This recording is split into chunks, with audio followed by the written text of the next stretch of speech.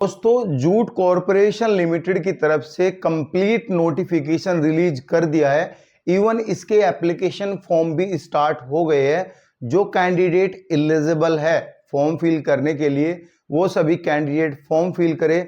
और जिन स्टूडेंट को डाउट है कि हमें क्या पढ़ना है, सिलेबस क्या रहेगा, मेडिकल कैसे होगा, गाइस सभी चीजों के बारे में मैं इस वीडियो में डिस्कस करूंगा। टाइपिंग आपकी कितनी रखी है, ट्रेड टेस्ट कितना है, क्वालिफाइंग मार्क्स कितने हैं, सिलेबस एंड पैटर्न क्या रहेगा, नेगेटिव मार्किंग क्या रहेगी, A to Z complete detail आपको इस वीडियो में पता चल जाएगी।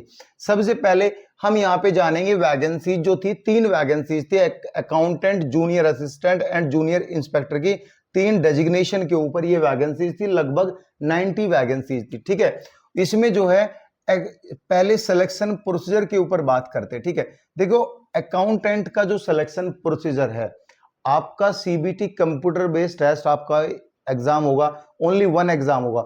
उसके बाद डॉक्यूमेंट्स वेरिफिकेशन के लिए बुलाएंगे। जो ये डॉक्यूमेंट्स वेरिफिकेशन के लिए बुलाएंगे 1:5 की रेशियो में कैंडिडेट बुलाएंगे। सपोज करो 10 वैकेंसीज आई है और 10 वैकेंसी जो है वो 50 स्टूडेंट बुलाएंगे। समझ में, एक वैकेंसीज के लिए 5 स्टूडेंट जो है डीवी के लिए जाएगा। उसके बाद जब आपका डीवी होगा, फाइनल मेरिट लिस्ट बनेगी, फिर जो है आपको बोलेंगे कि आप अपना घर से ही मेडिकल करा के लाओ।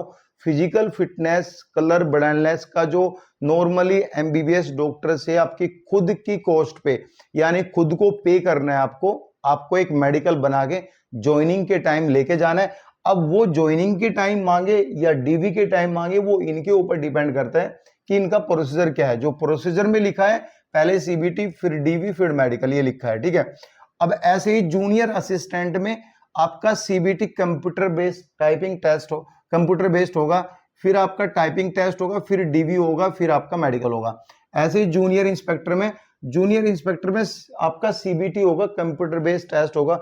इसके बाद डीवी और ट्रेड टेस्ट दोनों ही सेम डेज यहाँ पे होंगे। ठीक है, सीबीटी अपना अलग होगा।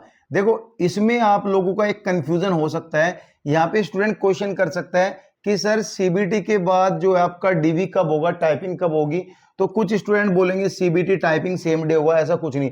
सभी स्टूडेंट का सभी पोस्ट के लिए पहले सीबीटी होगा, उसके बाद जैसे इनका प्रोसीजर है 15 दिन ले रिजल्ट निकालने में या 1 महीना ले, उसके बाद फर्दर स्टेज के लिए आप यहाँ पे जो है नॉमिनेट या सिलेक्ट किए जाओगे। ठीक है, मेरिट लिस्ट बनेगी। ठीक है, मिनिमम क्वालिफाइंग मार्क्स भी रखा है। अगर आप यूआर कैंडिडेट है, ओबीसी कैंडिडेट है, ईडब्ल्यूएस कैंडिडेट है, तो आपको कम से कम 50% एग्जाम में लाने। जैसे कि इसका एग्जाम 100 मार्क्स का है, तो आपको 50 नंबर मिनिमम कट ऑफ, यानी मिनिमम क्वालिफाइंग मार्क्स ये आपको लेके आने हैं। अगर आप एसटी एससी कैंडिडेट है तो आपको 45% मार्क्स लेके आने ये आपकी मिनिमम कट ऑफ है। जो मेरिट लिस्ट बनेगी वो तो एक अलग लेवल की बनेगी। अब मिनिमम कट ऑफ के ऊपर जिन स्टूडेंट के नंबर है वही जो है कट ऑफ लिस्ट में आएंगे। अब 1:5 की रेशियो में सभी कैंडिडेट डीवी के लिए जाएंगे। लेकिन जो टाइपिंग है इसमें ये नहीं बता कि कितनी रेशियो में कैंडिडेट जाएंगे। जैसे कि जूनियर असिस्टेंट की टाइपिंग है, सीबीटी में ये नहीं बता कि टाइपिंग के लिए हो सकता है 1:10 की रेशियो में जो है टाइपिंग के लिए जाए और 1:5 की रेशियो में डीवी के लिए जाए। जो सभी वैकेंसीज में कॉमन यहाँ पे किया हुआ है। ठीक है, अब जो आपकी टाइपिंग होगी, जूनियर असिस्टेंट के लिए ओनली टाइपिंग रखी गई है। अकाउंटेंट के लिए कोई टाइपिंग नहीं, जूनियर इंस्पेक्टर के लिए कोई टाइपिंग नहीं। इसमें जो है 40 वर्ड्स पर मिनट आपकी ओनली इंग्लिश में टाइपिंग करनी, 40 वर्ड पर मिनट आपको टाइपिंग करनी है। ठीक है, 35 वर्ड जो पर मिनट टाइपिंग करनी वो करनी फिजिकल हैंडीकैप्ड जो कैंडिडेट है उनको करनी है। और गाइज यहाँ पे जो है इनको थोड़ा एक्स्ट्रा टाइम भी दिया गया है। ठीक है, अब ट्रेड टेस्ट जो होगा, ट्रेड टेस्ट में क्वालिफिकेशन अलग है। अगर आप एसटी एससी कैंडिडेट है तो आपको 55% जो है ट्रेड टेस्ट को मिनिमम क्वालिफाइंग करना है। ठीक है, अगर आप ओबीसी, ईडब्ल्यूएस, जनरल कैंडिडेट है तो आपको 60% मार्क्स यहाँ पे चाहिए ही चाहिए। ठीक है, यहां तक समझ में आया। अब पैटर्न आता है हमारा सिलेबस का और एग्जाम पैटर्न। ठीक है, एग्जाम पैटर्न आता है। ठीक है, अब एग्जाम पैटर्न जो है कहीं ना कहीं मुझे ऐसा लग रहा है ये बैंकिंग से रिलेटेड आपका एग्जाम पैटर्न रहेगा, तो थोड़ा सा बैंकिंग का आप पढ़ लेना। इसमें मैं बताऊंगा कि नोट्स आपको कहां से मिलेंगे, क्योंकि अगर आप आईएमयू एस्पेरेंट है जो अभी वैकेंसीज आई है, जो मैंने आप लोगों को नोट्स दिए हुए हैं, ये अकाउंटेंट के भी नोट्स हैं, रीजनिंग के नोट्स नहीं है, मैं उसमें ऐड कर दूंगा, जनरल एप्टीट्यूड के भी नोट्स नहीं है, कुछ नहीं है कुछ है, तो आप अपनी प्रिपरेशन कंप्लीट रख के मैं आपको सिलेबस ऐड कर दूंगा, ठीक है। अगर आप नॉन IMU एस्पिरेंट है और ये कंप्लीट सिलेबस आप जो है, जो स्टडी नोट्स है वो चाहते हैं, तो उसका 100 रुपीज आपकी कॉस्ट है, ठीक है। ये मैंने आपको बता दिया। बाकी प्रिपरेशन कैसे करनी कम टाइम में मैं आपको दूसरी वीडियो में बताऊंगा, जिस उसमें सारी चीजें मैं बताऊंगा, क्या क्या मैं प्रोवाइड करता हूं, आपका पैटर्न क्या होना चाहिए, ठीक है। देखो आपका जो एग्जाम है CBT एग्जाम होगा, जो कि MCQ multiple choice question base आपका एग्जाम होगा, एक क्वेश्चन के 4 ऑप्शन होंगे, ठीक है। 100 क्वेश्चन होंगे, 100 मार्क्स का एग्जाम होगा। एग्जाम को क्वालिफाइंग करने में 120 मिनट मिलती है, ठीक है। पहले होता था 2021 की मैं बात करूं, इसमें जो है 90 मिनट दिया करते थे, अभी जो है 120 मिनट दिया है। फिजिकल हैंडीकैप्ड के 40 मिनट एक्स्ट्रा लगा लो, यानी फिजिकल हैंडीकैप्ड को 160 मिनट का टाइम यहाँ पे दिया गया है, ठीक है। कोई भी नेगेटिव मार्किंग नहीं है, तो एक दो क्वेश्चन में तुक्का लगा सकते हो, नेगेटिव मार्किंग नहीं है। हिंदी और इंग्लिश दोनों ही लैंग्वेज में आपका एग्जाम होगा। बहुत सारे हिंदी मीडियम के कैंडिडेट है, वो पूछते हैं एग्जाम किस लैंग्वेज में होगा, क्वेश्चन हिंदी में भी आएंगे इंग्लिश में भी आएंगे, तो दोनों ही लैंग्वेज में क्वेश्चन आएंगे। आपके CBT एग्जाम रहेगा तो आपको क्वेश्चन ट्रांसलेट होगा मिलेंगे, जैसे ही क्वेश्चन पेपर आपको डिस्प्ले होगा, वैसे ही आपको पहले क्वेश्चन हिंदी में मिल सकता है या इंग्लिश में, जो भी जिस लैंग्वेज में पहले क्वेश्चन होगा सेम ही क्वेश्चन ट्रांसलेट होकर आपको हिंदी या इंग्लिश में मिलेगा, ठीक है।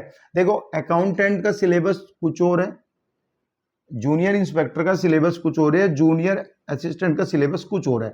सिलेबस के साथ साथ आपका जो एग्जाम पैटर्न लेवल है वो भी कुछ कैटेगरी में डिफरेंट रखा गया है, वो जान ले। देखो अगर मैं बात करूं, रीजनिंग के 20 क्वेश्चन आने हैं, जनरल एप्टीट्यूड के भी 20 क्वेश्चन आने हैं, और अकाउंटेंसी के भी 20 क्वेश्चन आने हैं, मैथ के भी 20 क्वेश्चन आने हैं, जनरल इंग्लिश के भी 20 क्वेश्चन आने हैं।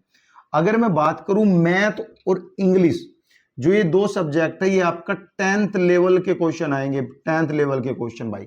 बाकी जो 3 सब्जेक्ट है, जैसे रीजनिंग है, जनरल एप्टीट्यूड है और अकाउंटेंसी है, उसमें जो है ग्रेजुएशन लेवल के, हालांकि मैथ है ये क्वांटिटेटिव एप्टीट्यूड है, तो ये आपका ये आपका ग्रेजुएशन लेवल 3 सब्जेक्ट समझ में।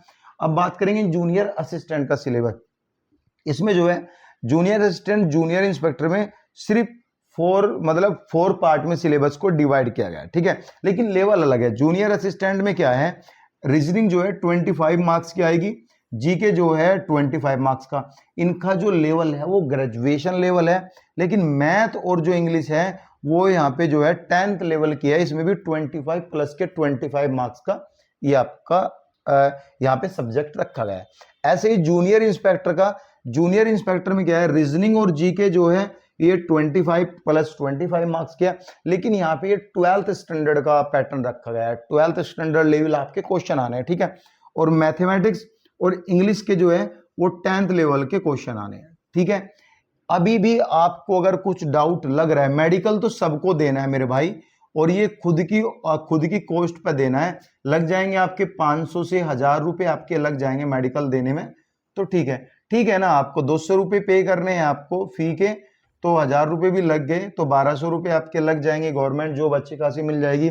कोई यहाँ पे फॉर्म ही 1000 रुपए में आपसे भरवाता है, ठीक है। ये सब चीजें है। अभी भी आपको कोई डाउट है या कुछ प्रॉब्लम है आपको, या कोई क्वेश्चन समझ में नहीं आ रहा है या वैकेंसीज में डाउट है, तो आप कमेंट जरूर कर सकते हो सकता है थोड़ा डिले हो, और डेफिनेटली आपको कमेंट का आंसर मिलेगा। टेलीग्राम लिंक और व्हाट्सएप ग्रुप को अपडेट के लिए ज्वाइन करके रखें। Thank you guys.